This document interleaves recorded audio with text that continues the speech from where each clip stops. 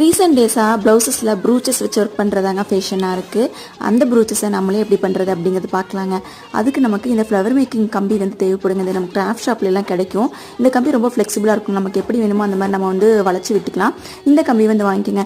நான் இன்றைக்கி இது இந்த ப்ரூச்சஸ் செய்யறதுக்கு வந்து நெட்டு தாங்க யூஸ் பண்ணியிருக்கேன். ஆனால் இதுக்கு ஸ்டாக்கிங் கிளாத் வந்து யூஸ் பண்ணுவாங்க. நம்ம வந்து ஒரு ப்ளவுஸ் 2 ப்ளவுஸ்க்குலாம் செய்கிறோம் அப்படின்னா இந்த மாதிரி நெட்டை யூஸ் பண்ணிக்கலாங்க.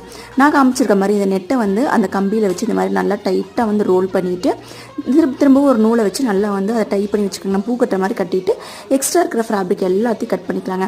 இந்த மாதிரி நமக்கு எவ்வளோ வேணுமோ அவ்வளோ வந்து நம்ம எடுத்து வச்சுக்கலாங்க.